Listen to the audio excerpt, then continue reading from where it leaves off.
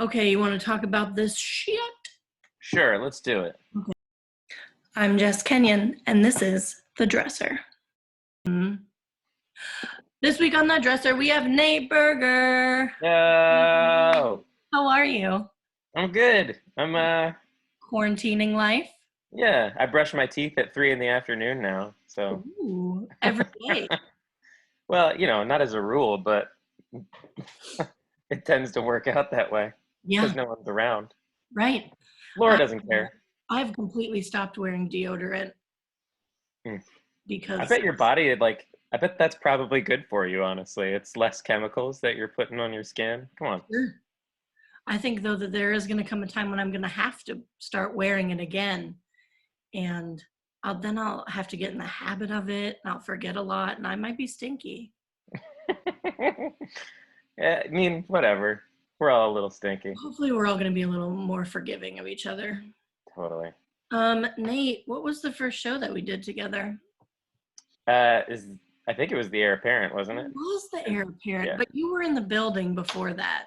Yeah, I did the Short Shakes Midsummer that David Bell directed, but you weren't on that crew. No, but I think we were in the building at the same time. Yeah, and you'd worked with Laura too. I think before that. I assume before that. Because you worked on R&J. Yeah. Okay, the first show that we did together was The Heir Apparent, which we're going to talk about later, so we don't really have to talk about it right now. Do you have any general remembrances from that show? I mean, that was my first main stage show at the Pier, because I'd done Short Shakes Midsummer, with a bunch of great people, but you weren't on it. Right. Adam Todd was on it, and Carrie Yeah. Taylor and Hannah Hale and a bunch of people. But that was my first main stage show, so it was very scary and weird, and I felt important. I felt like I was at the big kids table, and I got to work with a bunch of great people because I worked with Matthew for the first time on that show, and Jesse Fisher and Emily Peterson and weird Paxton Whitehead. Oh, remember that guy? Doing wigs at that point? No, it was Katie. Oh yeah. But I wasn't wigged, so I just kind of went hi. Right. I think you had some goop in your hair. Oh, almost certainly. It's unmanageable. It's just layers on layers of. I mean, I'm not super complaining about having thick hair. Yeah. But it's beautiful. I'm fine being wigged is the point. Truth. Also, how long have you been a core member at APT? Since 2015. So this is, if we end up having a season this year, this will be my 6th season as a core company member, but I've been working there since 2011. So I've been there for a decade now. It's got to make you feel pretty cool. Totally. Yeah. I mean, it was a fancy place that I joined kind of out of college, and then I got to stick around, and it was kind of like graduate school because I don't have a BFA, everybody. I have a BA. I'm not fancy. So I think a BA is fancier. I think so too, actually. I'm down with a. You had to take a foreign language. I had to take geology. BFAs, they don't have to do that shit. They don't know about rocks. Yeah, liberal arts degree, man. Teach me how to do a little bit. Teach me how to know a little bit about a lot of things. Yeah. Fuck BFAs. Obviously, I have feelings about that. Do you wear any makeup normally when you do to play? I don't. I think that's I think it's unfortunately I mean, there's a lot of things about being a dude that are way easier, just generally, but it's not a thing that I ever have to do really for just being around or being on stage. And then unfortunately, it's kind of a transformative part of the acting side of the craft that's sort of faded away. because like all those older dudes, they're always penciling stuff in. Like Oh yeah. David Lively is always like, "Oh shit, hold on a second, oh god," like shit on his face. Um, Yep. but I don't know. Some people know how to do it. I just never have. Uh, unless people specifically ask me to fix myself. And what has that involved? Like eyeliner, probably. Yeah, for the The most method, part. maybe eyebrow doing. Uh-huh. One time I was in a play where I was a POW in Vietnam, and so they had me do I had butt makeup in that play. It was full body. I just had to be covered in a fine layer of charcoal, basically. And then I had a wound. On your But butt? that's no. Oh, That was just I they saw my butt at some point, and so they're like, "Well, you can't just be dirty everywhere except your your butt. swimsuit area." And so I had to pat down everywhere. Wow. Just me and Steve Haggard getting weird in the in the dressing room together. Did he help you with your butt makeup? I asked him, but he's like, "I don't know, man. Maybe later." I'm just doing impressions today. I like it. I love Steve Haggard and Yeah, David Lively, and they're people that are easy to do impressions of. totally. So, That's my corner market is yes. uncomplicated impressions. What about what's something that you bring to the dressing room with you always? Because I'm lazy, I always bring my shaving stuff. Yeah. Because I'm almost always clean shaven in plays. Because they want me to be a nice young man a lot of the time. Yeah. Um, so I always bring it just in case I forget, and I usually do because I tend not to shave. Um, and then I don't know, snacks, other people's snacks. I eat a lot of other people's snacks. You You can like ask anyone steal who's ever them? sat next to me; they got nothing. Huh? You steal the snacks? Oh yeah. Oh, oh yeah. Yeah. And I mean, other than that, I mean, I don't know. I don't have. It's funny, some people have they have a sacred space. Um, Yeah, I think of Kevin Goodall. I think of Larry Ondo. hmm But Kevin especially is one of the one of the guys who like has a box of treasures that he brings to every dressing room, and he puts the cards up, and he has his little towel. And Yeah, yeah. I kind of wish I was more that way. I feel like I just am flying by the seat of my pants most of the time, sure. uh, and so I don't really, because what that says to me is that he really gives a shit. You know what I mean? Like he values every performance of that play. Uh, and I do, I think. I have fun, but I don't take pictures of stuff. You know what I mean? Like, Yeah. um, I did understudy a play once where there were three dudes in it, and it was Joe Mignoso, Patrick Andrews, and Fran Guinan, and it was like the three bears, their stations. It was amazing. Like Joe Mignoso had his little towel and all of his little pens and his makeup and stuff, and a picture of someone he loved on the mirror. And Patrick Andrews had like four novelty toys, and Fran Guinan just had a stack of old paper that had donuts and shit on it. It was awesome. That sounds But I was like, that's the best. That's the best cross section of every version of the people's dressing dressing phase. room. Yeah. Yeah, that's pretty accurate. I like it when out of town people come and then they just like throw change everywhere because they don't want to keep track of like foreign change. Yeah. So a lot of times I'll like get a paper cup and I'll like attempt to like start a paper cup change area, Uh huh. um, which is a futile attempt most of the time. Yeah. I do usually get to keep the change. So, There you go. That stuff adds up too, man. well, yeah, but they're not going to fucking take it home, and you can't exchange change Yeah. at the exchange whatever window. We had like 1,000, Oh, you're talking about when the Scottish people come and stuff. yeah, or Okay. Canadians even. Right. I don't mean people who don't normally work at the theater. I mean, Right. who I don't just normally I live just caught in up. the United States. I was like, why do they need to exchange? Sorry. I like your inner voice impression. We had like 1,000 money left over, 1,000 yen left over from Japan. And we went to the exchange booth to change it, and it should be like $10. And because they take like such a giant fee or whatever, they're like, we're gonna give you $1. And I was like, just keep it. Yeah, totally.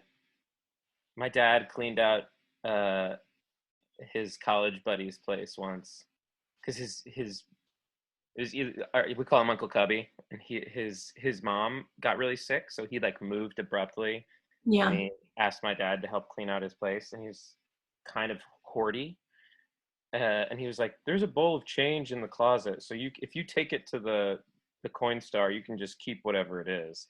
And it was like $180 worth of change, and Fuck yeah. considering, yeah, I know, but like considering the amount that they take out, it must have been a shitload of money. Anyway, my dad went to see a John Prine concert with it, so he was stoked. That's awesome. I know. Really good use of change, Dad. Hey man, he was just wandering around Austin. He knew nobody. Yeah, why not? Okay. Tell me, Nate, what is your favorite costume that you've ever worn? Uh, I don't even remember what I was gonna say now. I, I genuinely don't. You were You like, think about what it was. The liar. Oh, right.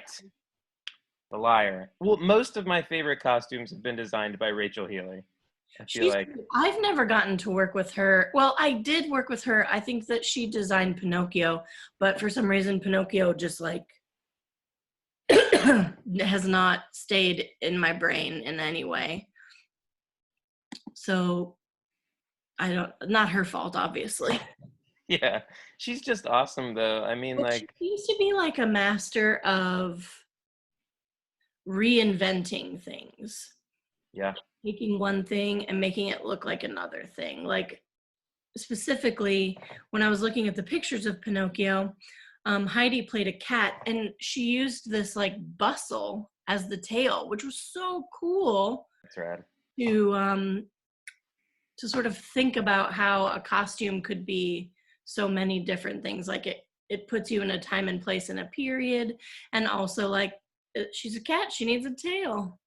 Totally. Yeah, and like the costume that I wore in The Liar was also like, you Is it know, denim? n- Were you? It no, looks like jeans. it was like quilted almost. Is like I can't remember what the exact material was, but it was. I think that was the idea, was that it kind of echoed a leather jacket and jeans. Yeah, it Uh, absolutely does. Because it does look like your pants are just jeans that have been altered with like a frilly, knee cuff. and those tall ass boots. Yeah, and a cool leather jacket. Yeah. Um, Yeah, and like it got stripped as the show went on too. right. Like pieces came away as like he became Less less, of a liar. yeah, well, like less, yeah, less guarded. There were fewer things to get in the way, and Right. it's really smart design and so comfortable. Oh, Yeah, that's nice. And I yeah. mean, there's like pictures of you like squatting and jumping on furniture, which I think you Oh, would do in any sort of costume, but it looked like it wasn't painful. no, totally. I mean, yeah, I'm a like notorious pants ripper. Oh, yeah, we know. I know. I actually had several conversations because I'm going to talk about the heir apparent, spoiler alert. And um, I had a couple conversations with Ryan Magnuson and Maggie Hoffman about your clothes and your various costume rips over our time together. And yeah, we decided that you are indeed notorious. I forgot about the heir apparent one. Kept my pants kept ripping in that show too, didn't I? And your coat, you ripped your coat. Oh, I did. Yeah, man. I'm not very good at sitting still. I Yeah. feel like both of those David Ives pieces are like plays that require you to just be in motion all the time. Yeah. Um, when when I played Mercutio like 6 years ago, also designed by Rachel Healy. By the end of the run, Was I that the had one where you were wearing red, like a red vest, leather yeah, doublet without sleeves? yep, that's the Okay. one. That Uh, was a cool doublet. yeah, yeah, and it was actually originally built for a dude who's about half my size, so they had to like Lace it. slice it open on the sides and Yeah. put in some more material. And I was, they're like, Jim Ridge wore this, and I was like, I'm not gonna fucking wear that. But Yeah, he's a they scrunchy. did do it, made it look so cool. But I had a gusset, I think, from mid thigh to mid thigh by the end of that run, Oh yeah. just every night. I think we should just like you should put that in your notes or something. Put it on your the first time you have a costume fitting, you should just say like I'm going to need a gusset. I usually mention it if because I don't know why either, but people always want to put me in tight pants, and Yeah. I have like German sausage legs. They're like trees, and people always want to put me in fucking skinny jeans. And I'm like, that doesn't work with this, man. That's not how things happen. So I just forewarn them. I'm like, you're either gonna have to put a gusset in, or these are gonna be different pants because they're gonna be ruined by Yep. the third performance. Especially if I have to fight. Especially if it's a Shakespeare show, Of course. because I always have to fight. But um, I just remembered too, Rachel, for another reason she's an awesome designer. For that same Romeo and Juliet, she did this thing. She and her assistant Ren Ladasser, they brought in this like paper, like a Kroger bag full of random scraps and shit, and they asked you to like reach in and pull the thing out. And they were like, "So, I would like you to figure out to write down why that bit is important for your character." So like I had like a part of a buckle, and she was like, we're gonna write down little stories about our characters based on one thing, and then she gave it to the director at the end of the run. But it was really weirdly helpful too. I was like, oh, this is why. It made me really think about the backstory that I was trying to give the dude. And then on opening night, she'd sewn it over my heart Oh, inside that doublet. So that thing was in there the entire time. It was really great. She's wonderful. that's so thoughtful. Yeah, she's a really thoughtful human and designer. She puts a lot of thought into everything. That's great. Well, I hope I get to work with her Yeah, again. me too. Let me look at my notes. Well, we can talk about my favorite costume, Do it. which is from not my favorite play. Um, Any of the ones I was in at Chicago Shakes? yeah. I'm trying to not. I'm trying not to pick Shakes shows unless whatever. I'm trying to broaden my horizons or whatever. Wait, first of all, have you ever even have been in a show designed by Ana Kuzmanic? No. Okay, well, So broke your streak, right? you did, yeah, but that's okay. I mean, I need to love someone else. Totally. So our show is designed by David Woolard, Hmm. who I like a lot as a human, but I did not know that this show was like basically a remount of a show that had been in New York, and Yeah. it's the exact same design. And so Yeah. when I was looking for pictures, I was like, why are all these people who almost look like people I know wearing these clothes? Yeah. Bizarre. And I was like, I remember us building these costumes.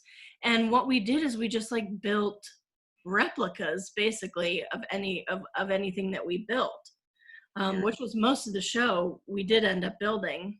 I also didn't know that it was like a remount until we opened the show. Oh yeah. I mean, like, I knew that Paxton had done it before, but everyone else in the play was new to the play. Yeah. And I knew he directed it before, but then I did the same thing. I like found production pictures from the ones at where was it, in New Jersey or New York or something. Yeah, CSC. Right, Classic Stage Company. And I was like, oh, okay, the same fucking thing. It's freaky. I'll put like a couple side by sides up here so people can be equally weirded out. But I know we built your coat, which was velvet with like silk lining, and you had a jabot and a dark blue silk vest that matched your, breeches. Yeah. And pilgrim shoes of the time. And at some point, I don't remember if you got caught on something or what happened, that your pocket was like those slit pockets on the side, and it just like you slid it all the way down. Yeah, I think the coat got, I think it might have happened, like, it wasn't in the quick change, but I think I had to get the coat off on stage at some point, and it just got nabbed on a chair or something. Yeah, all Because those. I totally forgot about that until you said that I ripped the coat. Because Maggie was like, Yeah. I mean, velvet's actually like, you can zig it and it can be pretty forgivable if you can color match it well enough. Yeah. But silk lining, once you fuck that shit up, you're fucked. And Totally. so they actually built you, I think what happened is they built pocket flaps, which I think were not really a thing at the time, but they built them so that the pocket was not open, so that it couldn't get caught on things. Oh, okay. So Smart. the flap was protecting it from getting stuck on, because I feel like maybe you flung it on a chair or something. Yeah. Some chair coat acting happening. It's my classic. It's my MO. Chair coat acting. Yeah. Did y'all build those pink dresses, or were they rented? No, we definitely built those pink dresses. And we built Emily's dress. Linda's dress was rented. I think it's the exact same dress that was in the other production. Uh-huh. And I think like the cowboy costume was rented. I forget how many stupid costumes there were in that play. Yeah, I'm not sure about the judge. I think we built the knee shoes for him. What a stupid, I mean, Don't mince words about it, man. And I love David Ives, like as a human, he's so nice.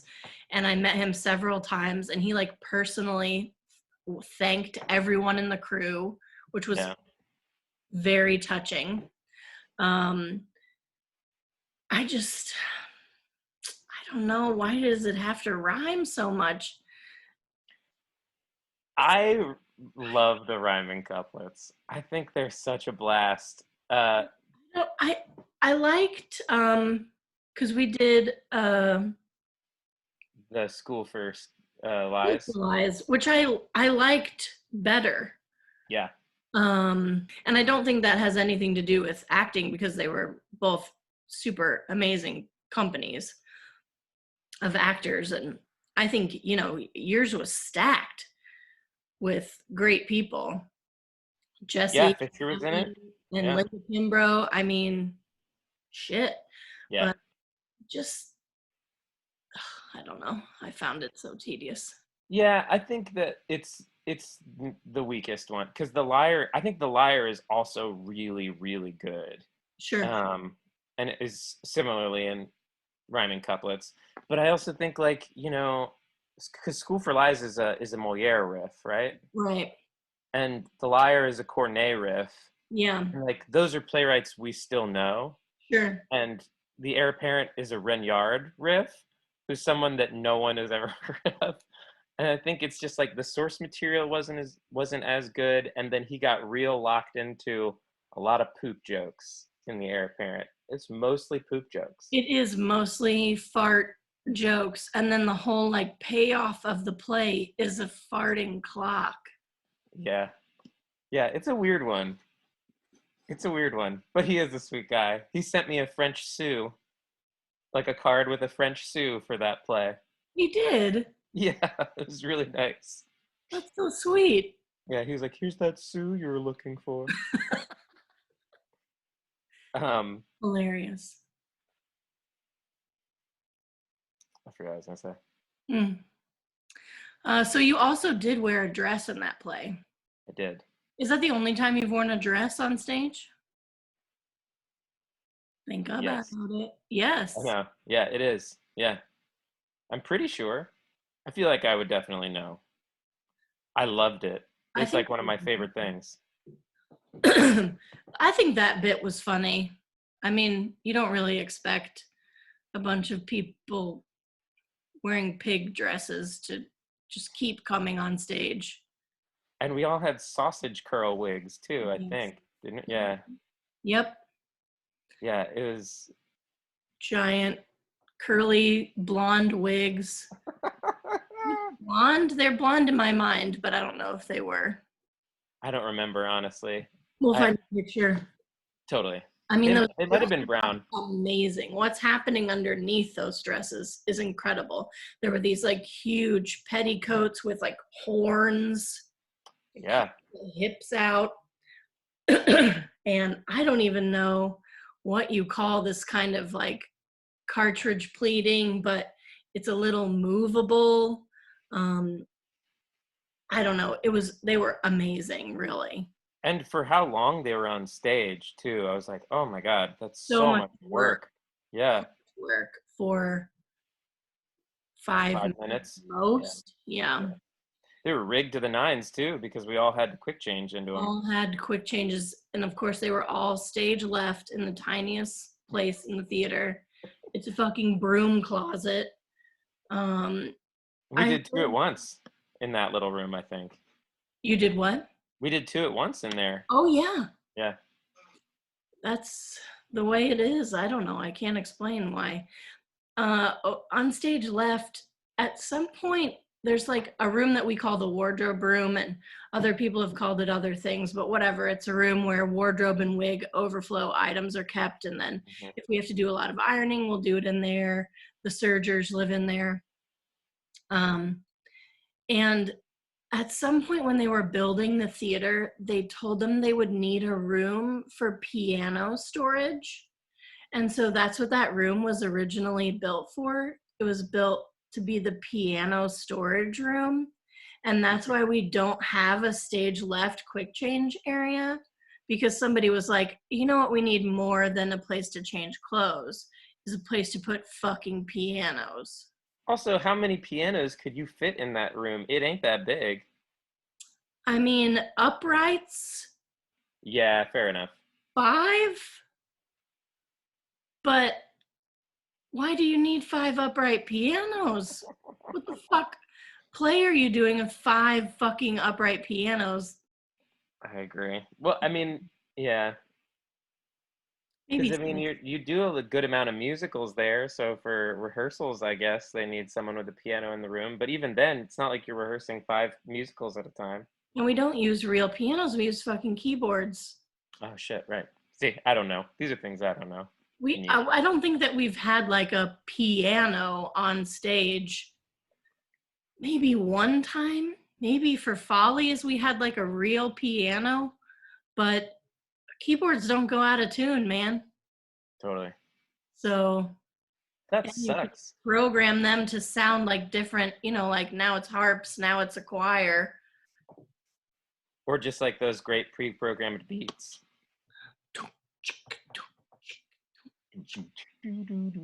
Let's just jam on this all day. This is the rest of the time we spend here. Yeah, actually for Emma that we just did, they like built a fake piano to put the keyboard in. They built like a fake piano forte right? Is that what they're called? The little ones? I have no idea. Right. They built a fake fucking tiny looking piano, and then they just like slid the keyboard into it so that the person playing the keyboard looked like they were playing a real piano. But Good Lord. You mean like a Schroeder piano, like from Peanuts? ding, ding, ding, ding, ding, ding. Teeny No, tiny ones? teeny tiny ones. Well, as far as I know, we haven't had one Hmm. on stage. And that's something to look forward to. But they got to eat up the wardrobe space. Come on. I like that room because I like to see how big people's heads are. Because it has like a lot of head molds in those there. wigs. Yeah, wig Yeah. head. It And is like, interesting. there's some surprising ones. Laura has a gigantic head. Well, My because wife has a she's kind of gigantic head. hair. I don't think she has a gigantic head. I think it's her hair. She, I should be careful about this conversation. I was like, she's got a big head too. It's long. You know, you're going to know a lot more about that than I am. I think of your wife as having a dainty head. Fair. You see it from the front. You Yeah. gotta see the side view. It's like Alien. I'm gonna stop this now. She's gonna be mad. We love you, She's Laura. so beautiful. We don't judge you by the shape of any part of your body. When she left today, she was like, "Are you talking to Jess this morning?" And I was like, "Yeah." And she goes, "Don't talk about me too much." Where'd she go? She's doing childcare right now. She's for a family that is working from home, so they're like a part of our closed circle now. And it's a 6-month-old and a 2-year-old. Oh, wow. So she's taking care of them during the week, and she's also training to become a postpartum doula, Oh, cool. which is like a first-year specialist. Yeah. And she's really excited about that. That's So neat. but she's not here during the day, which is weird. Yeah. What do you But do? kind of nice. I don't know. Wait a while, brush your teeth. Yeah, I do a lot of Zoom because for APT we have meetings for strategic planning and all kinds of stuff. They actually got a PPP loan, Yeah. the small business loans, and if you use it towards payroll, then it's acts as a grant. Yeah. Yeah. So they brought us on for 8 weeks. So I have a job right now, which is That's great. awesome. Yeah, it's really Oh great. my God, that's so great. I know, but it's done in June, so it's all a little short-lived, and Yeah. we're waiting to see if we can do plays like everybody else. I don't think so. I don't think so either. Yeah, no, I don't think so. I think when the Guthrie announced that they weren't like planning anything until next March, Yeah, I thought, yeah, that's probably right. I agree. I wonder, we have an outdoor theater that seats 1,100 people. I wonder if there's some version of that like I thought about outdoor 300 seats outside in a big Yeah. space so people can space out. I thought outdoor theater might be possible if you could like police the seating arrangements. Yeah. But I mean, it's still going to be small casts, Yep. small crew. And I mean, luckily we work at a place that we work for 2 theaters that do a lot of non-royalty plays. So it's going to be small crew, small cast, and plays that are like 200 years old. Free as fuck. Yup. So I've been working on that too, actually. I adapted Uncle Vanya because I was like, if we need a free version of this play, I'm going to write one. So I did that with the past couple months. Uncle Vanya. It's my favorite of all those. I don't know if it's my favorite, but I do really love it. I think it's the most on its face funny of any of them because he's such an asshole. He's such a cynical prick. Totally. And Astrov kind of is too, and there's just a lot of funny that's born out of those 2 people alone. Whereas like, some of the other ones you're like, it's that weird Chekhovian funny that you kind of have to wait for in weird ways. That's my You know what I mean? I think they're hilarious. Yeah. It's my funny. Yeah. Which is probably why I don't like the heir apparent. Way to circle back. That Yeah, was I solid. mean, but they're pretty opposite. Hmm. Yeah, it's a really broad play, um, and some people's jam, but you know, just But not JK. not Not mine. J- Okay, buddy. Well, I think we can be done. Okay, great. Was I your inaugural dude? Is this the You only are dude convo? so far. Um, I got to get some more dudes. So if any dudes want to do this with me, holla.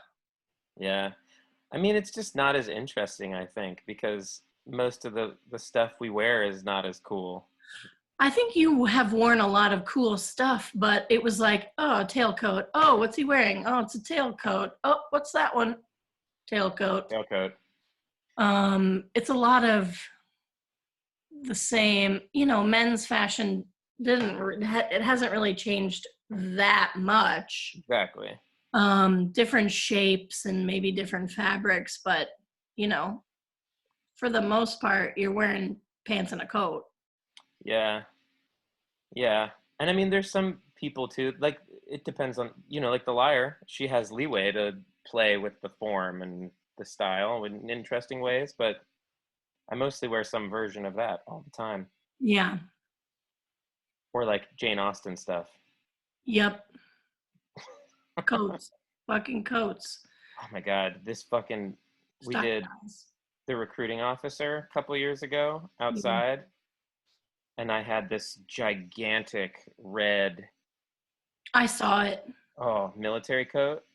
And that woman, I can't remember her name actually. It was the only time I've worked with her, Martha something. She was great. And it's a really cool design. Like the play was really well designed, but I'm like, I don't think you've worked outside before. Because she gave me that coat, and like it was wool, and it weighed probably 1,000 pounds. 16 pounds, it Yeah. felt like. And I sword fought in that play, and I was wearing a wig, and I'm a sweater already. And any picture that you see, when I was looking for favorite costumes, I found pictures of that. I was like, every picture of me from that play, I look like I just got out of the sauna. Like it's just like frizz and Drenched. oh my God, I'm disgusting. But so it goes. Where did you do Our Country's Good? At APT, inside. We have an indoor theater too. Uh-huh. I mean, it looked like those coats were like they looked like they were made of linen or something. It didn't look like they were really heavy. They were. They were made of linen. And that was because we did that in rep with recruiting officer. So I wore the recruiting officer stuff outside. And in the air conditioning, I got to wear that incredible linen, loose fitting costume. I was so Confused. yeah, it was maddening. Yeah, that's insane. Weird. Weird Yeah, choices. totally. Have you been playing anything good lately? Any games? Trey and I are playing Animal Crossing, not together, Sure. but we played at the same time on our separate switches. We've also been playing this game called Fortune Street, which is like what Monopoly would be if it were fun. And you like invest in the stock market, you buy property, you sell property, there's like chance cards, and you like have to go around the board and collect like one of each suit, and then once you get like diamond, heart, club, spade, and then once you get back to the bank you get a promotion, which means you get some money based on how much stock you own and how many properties you own, and then you can invest that money back into stock. When you land on a property that's yours, you can invest money in your property and build it up. And the goal is to like gain a certain amount of money. It's capitalism, the game. Totally. I was like, I was with you, and then I was like, I don't know, man. This Yeah. too. It seems really boring, but it's got a lot of pretty colors and funny characters. Like, it's a lot of characters from Dragon Quest. I don't really know how they interact, but you can play as like a slime character Oh, right on. blooping around, and um it doesn't require like constant vigilance to play, which is, I think it's like you can watch it and it while the because like computer players play it with you. Um and then you have to make, decisions within a certain set of decisions, but it's not like doesn't require crazy thinking all the time. Mhm. And it's something we can do that takes like a couple hours. Yeah. So Is it on Switch? we play it on the Wii. Oh. Yeah, because we still have every system ever plugged in our house. Uh-huh. Yeah. I got that Although one. I just haven't I played think it in the a while. Wii shop is no longer existent. Yeah, I was wondering. Which is a bummer, man, because that was my favorite thing about that system, The Wii shop or the the Wii shop virtual music? console.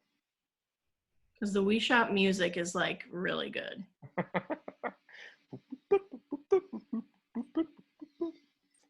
It's I jamming. just was like, it was just like I get stuck on um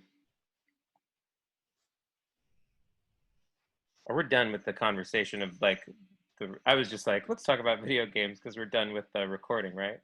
Oh yeah, I won't put Okay. any of this in. Okay.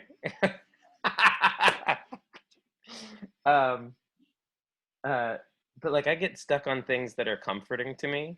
Oh yeah. Um so like I play the same games over and over and over again, and they're largely adventure based or RPG. Sure. And so like thing that was great about the virtual console is like, oh, I can play. I don't have my Super Nintendo anymore, but I can play Super Mario RPG Legend of the Seven Stars over again. Fuck yeah. I do. Um, I mean, I can't tell you how many times I've played Super Mario World. Couldn't fucking guess totally. how many times I've played it. I'm so good at that game. Are you like a speed runner? Are you one of those I people? haven't done it, but I could. But I don't think I would have fun doing that. But I would be the kind of person, I am definitely the kind of person that's like, I will now play through this game. And I will Yeah. play every level and I will win. Yeah. I just am looking for something. I with all of this time that we Yeah. have right now, I'm Yeah. like, I need something that's story based and What's the something that newest system that you own? I have a Switch. Oh, you should play Dragon Quest 12 or Okay, 11, 11 or whatever one the newest one is. Uh, it's awesome. It's an RPG. great. You don't have to have played the other 10 or 11 of them, whatever. So don't worry about that. You can play it either in 3D mode or in 2D mode. I played the whole thing in 2D. It's actually harder, I think, because you don't get as many maps and stuff as you do in 3D, but it's a crazy huge story, and you gather people to your party and all kinds of shit happens, and I think over 100 hours in. Oh shit. Okay. And it has several lives. There's like the first half of the game, the second half of the game, the extra part of the game, and then the extra part of the game. So like it depends on how completionist you are. You can Totally. put some fucking time into it. But look it up. It's great. Okay, great. But I just like, I was like, I'm not gonna play Animal Crossing. I can't put in the commitment for that game. Yep. Um, that's awesome. Okay, great. Is the 3D and the 2D, is it the same buy? Like if you Yeah, purchase it? Okay, great. totally. And you can switch, like anytime you go to a church, which is where you save, you can switch from 3D to 2D. So if you're like, I wonder what this town looks like in 2D, you can switch and look at it and then go back to the 3D or, whatever you want. Okay, rad. I'll do that. I've played Mario and Rabbids Kingdom Battle too many times now. Oh yeah, get a new game. There's a new XCOM coming. That's a turn-based strategy. Maybe I'll do that too. But sweet, Dragon Quest on it. You're gonna love it. Sweet. It's really good. I like all but I'm like when people do their dissertation and they're like all but dissertation or whatever it is. They've like done everything to get their doctorate except this one thing. I've done everything to beat this game except beat the final boss the final time. Yes, Um, because you can't bring yourself to make it end, or just well, because it's too hard, or I just yeah, and then what? yeah. Well, I kind of did that with Breath of the Wild actually. oh yeah, I played that game so much and did a ton of shit and but got it like, actually really opens up after you beat in it. what way? Well, because you can get the DLC, Oh, and then right. you get like a motorcycle that you can fucking ride around on. Oh, that's right. I And forgot then about you get that. like the hero's path where you can see everywhere that you've been. And then you can see everywhere you've not been. So like there were huge chunks of the map that we hadn't even explored because we didn't know Mm. they were there. Oh, awesome. Okay. Well, I'm gonna get that then because that sounds like a shitty, wonderful use of my time. Yeah. And I think it's like $15. Yeah. Hero's Path. Okay. Um, It's did you just see the the trailer for DLC. this? Did you see the trailer for the sequel? I think we Divinity did 3? watch it. I think we did watch it. I don't know when it is. We were thinking maybe it was going to be a Christmas release. I bet it's not this year. Do you think? I The don't amount know. of programming that they have to put into those games because they're such massive open worlds. I feel like I think they don't have a Christmas release right now, so that's why I thought maybe. maybe that'd be But I dope. guess it really depends on how much work they can do when COVID-19 is a thing. Right. I mean, I'm sure they can do a decent amount. It's, you know, Yeah, for sure. coding and programming from home is, Alone at computers. yeah. I also am just like, I'm so invested in them breaking the spine of that franchise. Like, that game is such a massive divergence, and it looks like this one, Ganon isn't the bad guy, or I'm hoping that that's the truth. Yeah. I mean, I've played them all from the beginning. Yeah. And I mean, like, I will go back and I'll still play the first one. It's one of my games that I just replay for fun. Um, Just The Legend of Zelda. yeah, Yeah. the first one. Well, the second one sucks. Have you played the second one? The Is that A side Link to the scrolling. Past? The second Oh, one is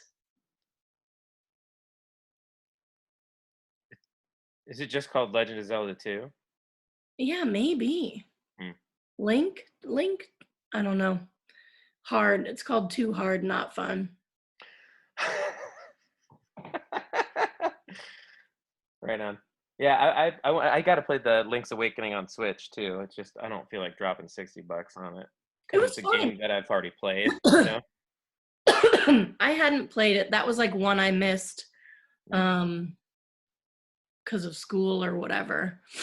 mm. So I hadn't played it, and there are parts of it that were really frustrating. It's really hard to get around the map, It's a hard game.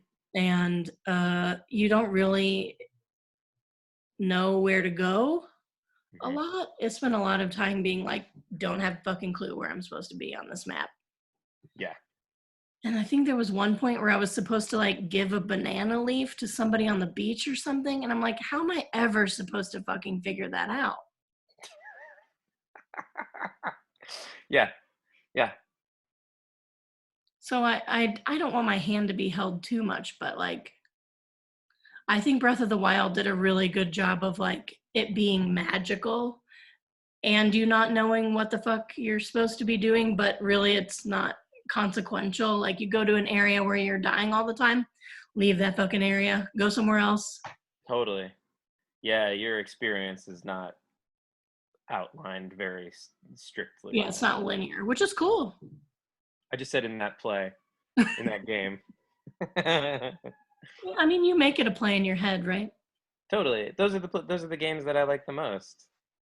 The ones that you're like, I'm invested in you, human, Mm-hmm. and that story.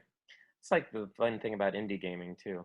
But anyway, there's just so many like those little storylines that I'm stoked about. Anyway, sorry, let's stop talking about video games. I know you'll talk about it all day. I would. Well, anyway, Well, this is buddy, fun. what are you gonna do with the rest of your day? I'm gonna go get on another Zoom call in about a half an hour. Okay. You Yep. gonna have some more coffee? Oh, I think that's a terrible idea, but maybe. I'm already vibrating, so Okay, water then. yep. Okay. Well, I love you. Give Laura a kiss for me.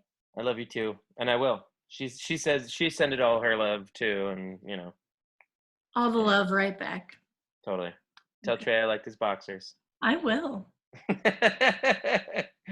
Bye, buddy. Bye.